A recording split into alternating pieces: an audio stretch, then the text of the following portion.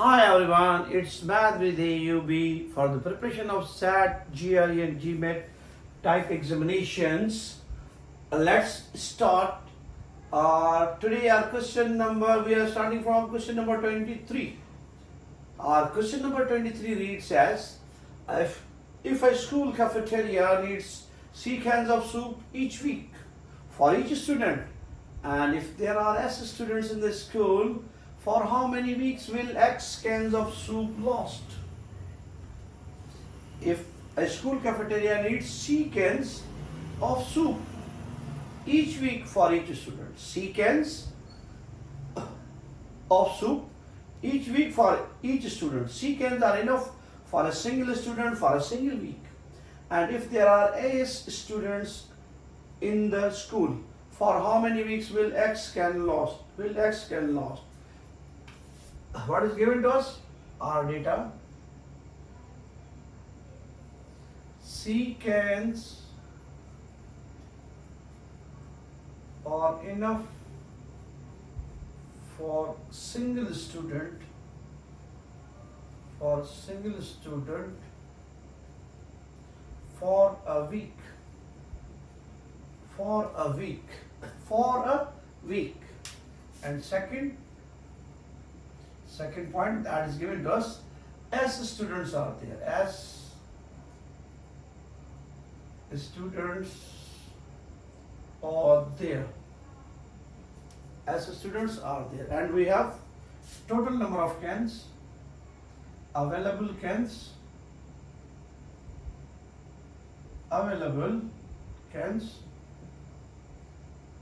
they are X. So what is the total number of available cans? They are X. Divide by, we have total S students. We have total S students, and C cans is the need for each student for each week. We have total X cans. C can is enough for a single student for a single week. We have S student. S students, for each student we need C cans. S times C. So simply X over SCRCS is the time, the duration. X cans will lost according to this ratio. X, the total number of cans present, divided by the requirement for a single student for a single week. For a single student, C cans, there are S students. C times S. Total number of cans, X. C cans is the requirement for a single student for a single week. And we have S student. How many times C times X can be accommodated in X? How many times C times S can be accommodated in X is our time in that case. This is our required time. That is the time we will get for the consumption of X cans for S students. This is the time of consumption of X cans for S students, where C cans is the need for a single student for week or per week. We have given C cans are enough for a single student for a single week. C cans per student per week. S students are there. Available cans are X. We have to try our best to find out the ratio. This ratio, X times C is the number of cans requirement for a single student multiplied by S, because we have S student. That's our answer. Such type of questions gives a tough, a nasty type of answer to a student, because they are letters. They are pure letters. Students feel comfortable. One feel comfortable while working with numbers. In such type of question, there are letters mentioned over there. Number of cans are C, S students are there, total available cans are X. They cause some trouble. But you have to penetrate through the concept. Just apply concept, nothing else. C cans are enough for a single student for a single week. there are S students. C times S is going to be our total consumption. We have available cans X. X divided by Cx. It gives us the time that is enough for the consumption of X cans for S students, where each student consumes C cans per week. Moving towards next question, moving towards question number 25. Question number 25 reads as, Yan will be X years old Y years from now. Yan will be X years old Y years from now. How old was he Z years ago?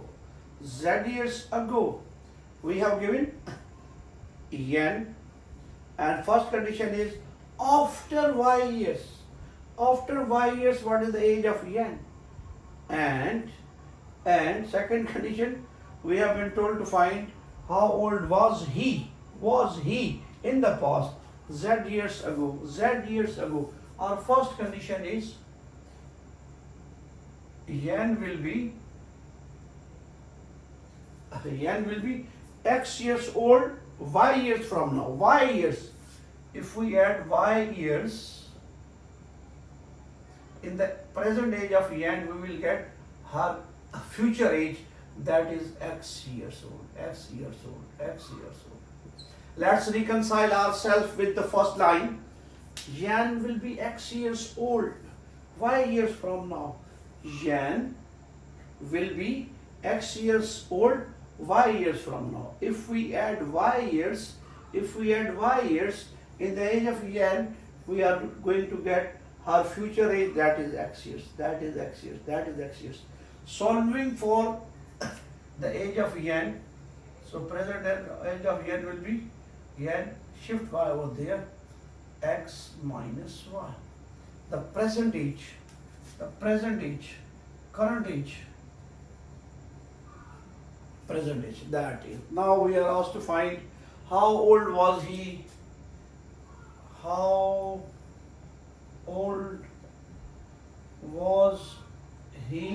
Z years ago. That is the present age, Yan,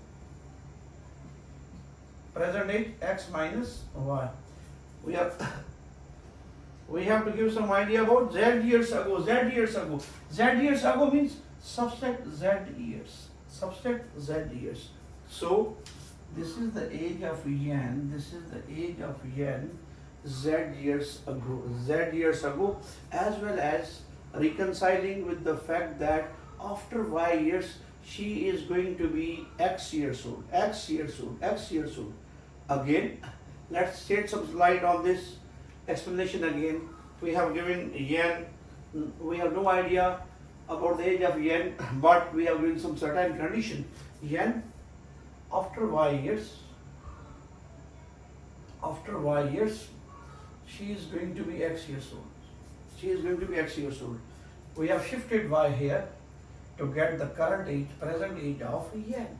Yan is X minus Y years old. And we are asked to find his age Z years ago. Simply, we have to subtract Z from the present age. How old was he? Z years ago. Z means for previous age, for past age, we have to subtract. We have subtracted this one. So Yan's age will be X minus Y minus Z years according to the both given conditions. It's my tiny effort for you guys to explain to you. Tiny questions of GMAT set are GRE type questions. A wonderful question, because instead of numbers we have given letters. What works here? Pure concept, pure understanding, pure comprehension. It's all by itself. Next, moving towards question number 26, an elegant question, an Olympiad type question.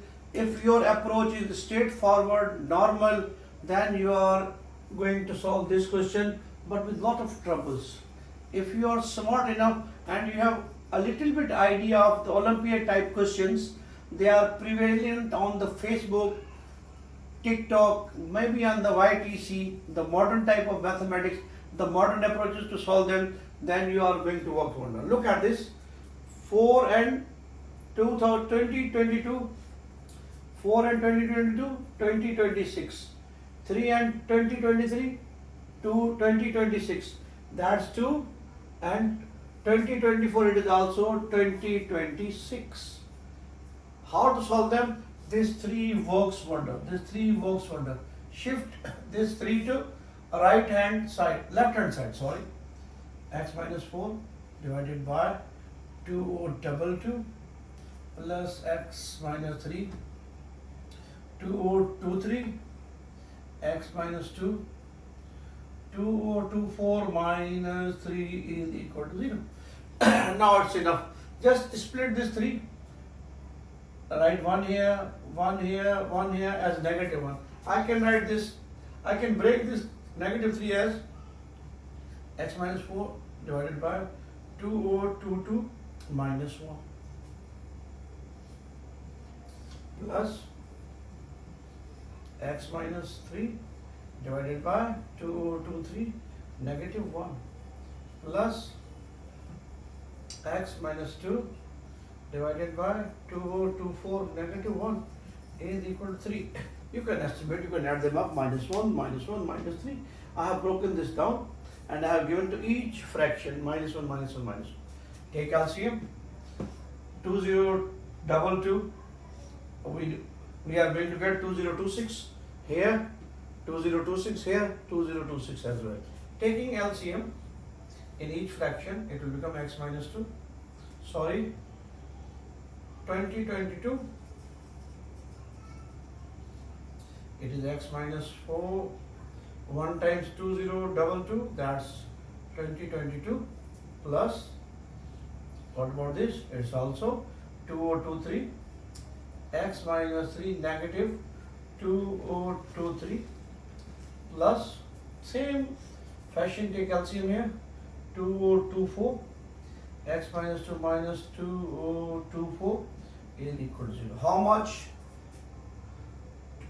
2026, it will be 2026, we have x minus 2026 over 2022, here x minus 2026 over 2023 plus x minus 2026 divided by 2024 is equal to 0. Next, take common this factor x minus 2026. Take common x minus 2026. Take common. And this question is going to be simple enough to solve.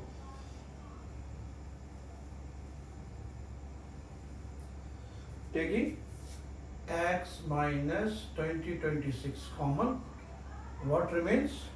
1 divided by 2022 plus 1 divided by 2023, 1 divided by 2024 is equal to 0. There is no need to take LCM. We can easily divide with this quantity. We can easily divide with this quantity because it is non-zero. It is non-zero. We are going to get x minus 2026 0 over 1 over 2022, 1 over 2023 plus 1 over 2024. They are 0. We have x minus 2026 is equal to 0. Eventually, our x is 2026. A little logic you can apply, then these questions are wonderful to solve in a simple fashion, in a lesser calculation. If you take orthodox method, take LCM, it is going to consume your brain as well as time. It's my tiny effort for you to explain to you guys some good question. It'll solve by itself next.